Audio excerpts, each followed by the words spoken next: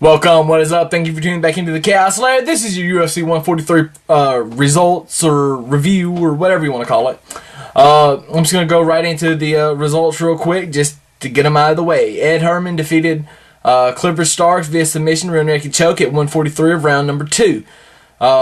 Henan Barral defeated Scotty Jorgensen via unanimous decision 30-27, 30-27, 30-27. Josh Koscheck defeated Mike Pierce via split decision 28-29, 29-28, 29-28. In the heavyweight bout, Roy Nelson defeats Fabricio defeats Roy Nelson via unanimous decision 30-27, 30-27, 30-27. And Carlos Condit defeats Nick Diaz via unanimous decision 48-47, 49-46, 49-46 to become the UFC interim welterweight champion of the world. I went 4-1 with my predictions, so I am the champion of the night. And I'm sure somebody went 5-0. I'm almost positive there's somebody that goes 5-0 on every card, and I usually hear about it. Fights, but I'm very happy with 4-1.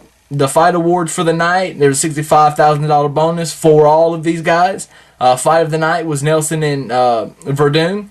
Knockout of the night was Stephen Thompson and his, let me pull this up, once he knocked out Stenigan in round 1 at 4:13 of round 1.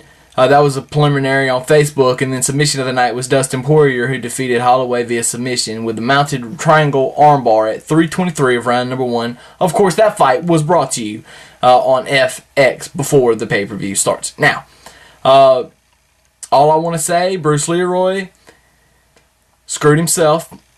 For those of you that watched and know what I'm talking about. For those of you that didn't watch, I'm sure you already know he kicked Edwin Fiora or whatever in the groin twice, and he got 2 points deducted. So the other guy won the fight 28-27, 27-28, 28-27. So and that was a split decision. So I firmly believe had he won, or had he not kicked the dude in the balls the second time, he would have won that fight easily. But, you know, that's just what happens. Now, as far as the welterweight title match goes, I went back and was able to rewatch the 5th round, so I see why they gave him the 5th round. And he dominated while standing up. Well, I don't want to say dominated, but he controlled. Even though Diaz was pressing the whole fight, the problem was Diaz wasn't as accurate pressing. That's why Diaz got so pissed off and said, "Oh, I ain't got time for this shit, and I'm done." But you know what? At the end of the day, this is what we're left with. Diaz lost. Carlos won.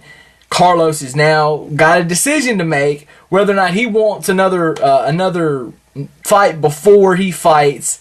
Before he goes on to fight GSP sometime in November-ish. That's what everybody's saying.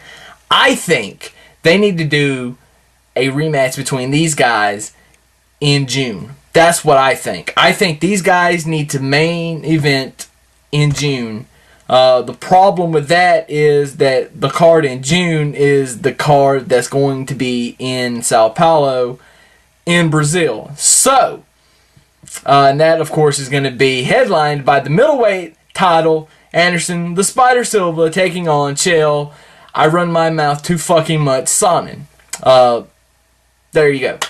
But I think that anyway. So 4-1. I'm 13-4 for the year. I'm pretty happy with that. I can't wait for the next fight. But you know what? I had a great time. Lots of great fights tonight. Everybody brought their A game. Nelson and Verdun, fully deserved fight of the night. That was just 3 rounds of unbelievableness. I loved every minute of that. But anyway, I adjourn. I say adieu. The only thing left to say is deuces. Because, you know, I always say deuces. So, hashtag deuces if you want to. I don't care. You know what? let's get ready for the next one. The next one is in a couple of days. Well, actually, in about 10 days on February. I don't even have it. February 15th. Ellenberger Diaz on Fuel, I believe. So let's get ready for that. For now, Chaos is out.